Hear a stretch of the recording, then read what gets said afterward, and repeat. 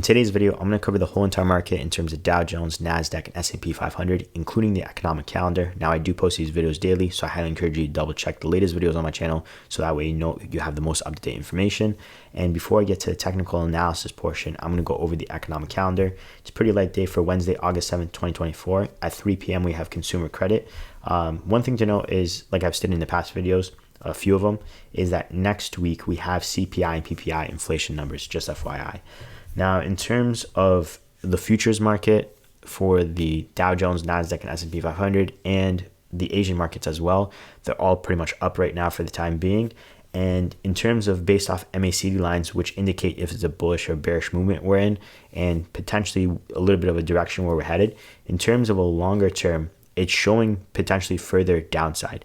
But for the shorter term, the MACD lines are showing a little bit of an upside slash the futures market as well. With the Asian markets being up, it seems like tomorrow is pretty much going to be an update a little bit, maybe towards the end of the day drop down, but we'll see. We have to assess it because some levels could be broken. So first, I'm going to go through the look at the S&P 500 first, and then look at the Nasdaq and then the Dow Jones. So for the S&P 500, I'm going to be looking at ETF SPY, which is the same thing, just different ratio. And mind you, we closed at $522.15.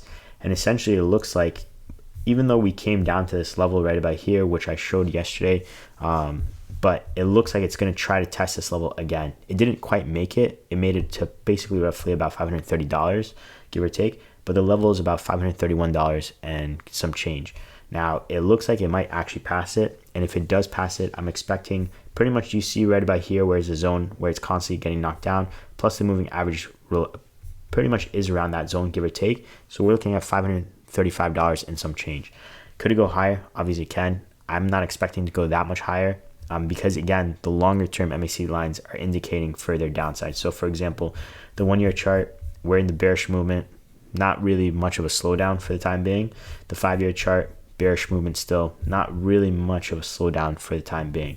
But we'll see. We have to assess it pretty much day by day for the most part. Now, what I'm expecting, since it's going to further downside, I stated this in yesterday's video, essentially going down to the $499 to $500 price point.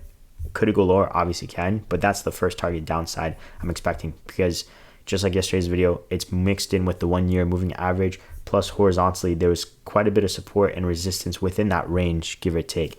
Essentially getting to 493, I believe I mentioned that in yesterday's video. But for the most part, the first level to get down to in terms of support slash getting down to it is about $500 and $499. So there's that for the S&P. But essentially, for the most part, tomorrow's trading day, it looks like it could be pointing to the upside because of the mix of the MACD lines plus futures seem to be a little bit too optimistic, but we'll see. And then just one thing too before I move on to the QQQ, which is the ETF for Nasdaq. Essentially, it looks like if we do end up heading up to the higher level for Wednesday trading day, let's say to 531 or 535, if we head to 535, then we might find stabilization by the end of trading day at 531 and some change, or end up heading down to the 517, 518 range, give or take, for the most part. But we'll see. Now for QQQ and Nasdaq, essentially same thing again, shorter term kind of showing a little bit of upside plus futures and all that stuff, but longer term still end up heading lower for the most part for the time being. And I'm going to cover the lower level first. So the level I'm expecting to head down, which I mentioned yesterday too, is pretty much around the $413 price point. Mind you, we closed at $439.53. And it, just like the S&P, it tried to get to that level that I mentioned the other day. And it got close to it, but not quite to it. And it's basically $447, $448 and some change, give or take. And it looks like, personally, it's going to try to get to that level again. Will it pass it? Debatable. But it seems like in terms of the futures market, it is quite strong, where it might get to the moving average zone, which is about $453 and some change. I think ideally, not ideally, but it might even hit somewhere between $453 to $455, give or take, and then potentially get knocked down, maybe in 453, 455, because this downward trend resistance line, it did break through, but there was a bunch of touch points, and that's about 455, 454.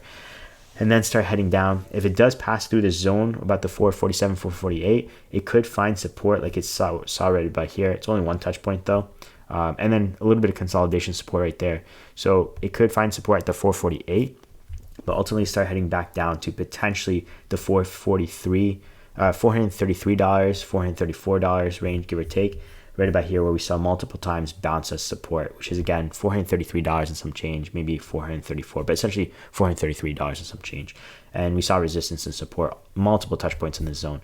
So that could be heading down by the end of the trading day. Just the early part of the trading day, it seems like the momentum is going to the upside, predominantly based off futures, Asian market being up, and MACD lines for the short term kind of showing a little bit of an upside.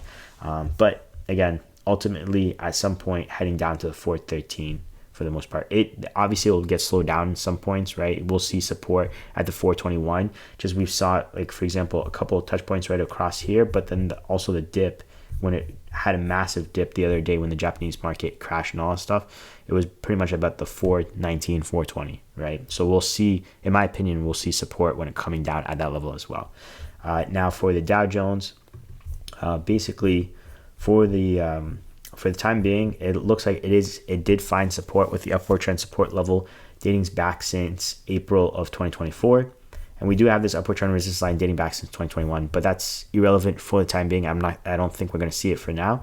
We closed at 38,997 points. And first, we're going to find resistance at pretty much where we saw it today. And like I mentioned yesterday, was about 39,400 to 39,500 range, give or take. We're just going to see it again for the most part. And then the next level of resistance, and I think we're headed to, if the momentum is going to the upside for the most part, there is resistance, mind you, by the way, about the 39,900 points horizontally. Let me just draw it quickly, actually.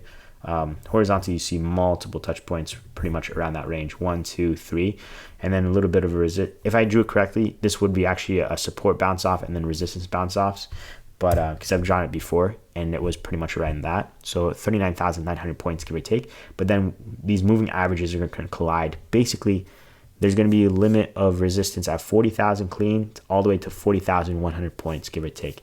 And essentially almost the same play, basically.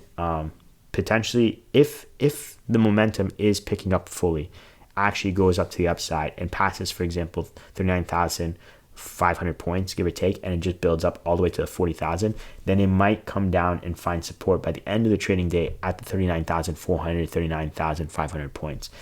If it doesn't have crazy momentum to the upside, then we're expecting support at the roughly about 38,500 points, give or take, with this upward trend support level if it does hold. And then I guess if it goes really bad, we will come down to this upward trend support level dating back since 2021 that I'm going to show it as well again. And hypothetically, it would come down to 37,872 points, give or take. It's just a rough estimate in terms of range. But we had multiple touch points dating back into 2021 with its upward trend support level. So just to visually show. But it's somewhat choppy, not necessarily predictable for tomorrow fully, just because we see the momentum to the upside seem like it's wants to make another run to the upside, even though the MACD lines in terms of longer term are kind of showing a pullback to be committed in the future still to happen. For example, the 1-year chart for the Dow Jones as well, still strong downside showing. 5-year chart, still strong downside showing. So we are going to head lower, in my opinion, just based off the information. It's just when, it's hard to tell because for the short term, it's kind of still showing upside again, and the momentum is still picking up. So we'll see. But again, it could still drop in the beginning of the day. It's just right now, it doesn't seem like to be the case, but we'll see. Thanks again for watching. I do appreciate it. If you guys found this video beneficial, consider dropping a like. It does help the channel, so thank you so much for that. I do appreciate it. And I do post these videos daily, so I highly encourage you to follow, subscribe, so be notified when I do upload my next video. Thanks again. Take care, and God bless. Peace.